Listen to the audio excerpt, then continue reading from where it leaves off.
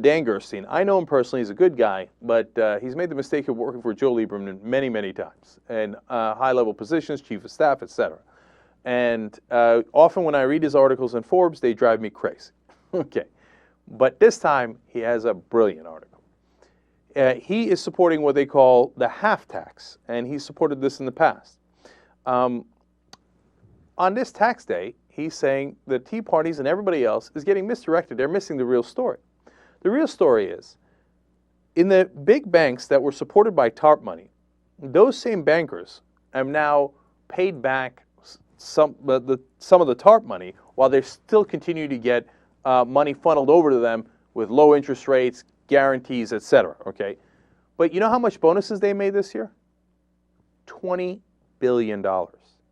Those bankers that crashed the economy, their great punishment was we gave them all the money and they made those $20 billion. Now, Dan's point is, if we hadn't bailed them out, here's what they would have made instead. $0. They would have all been bankrupt. All of them. These are the ones that received the TARP money. Instead, these bankers, the executives, got $20 billion. So shouldn't we shared in the risk? We more than shared in the risk. Shouldn't we share in the profits?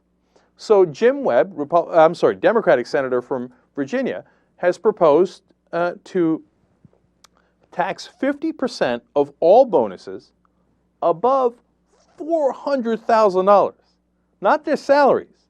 Bonuses above $400,000. That they would have gotten nothing if we hadn't bailed them out. So he's offering to tax them at 50% only for companies that took more than $5 billion in TARP funding. Now, how can you argue with this? They would have made nothing if we didn't bail them out. Shouldn't we share? And the 50%, oh wow, 50%. The highest marginal tax rate is 39.6% anyway. This is a tiny little gesture to say, hey, can't you share just a little more with the American people who made your $20 billion in bonuses possible in the first place? How can you argue with this? Well, as Jim Webb points out, there are right now 50 separate programs that offer still, to this day, even if they pay back the TARP money, $23 trillion in loans, grants, or guarantees. $23 trillion we're still giving to these bankers.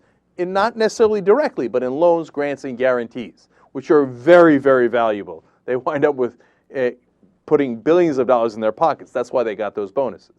So can't we at least do this tax? And, of course, all of the Republicans say, hell no, you can't!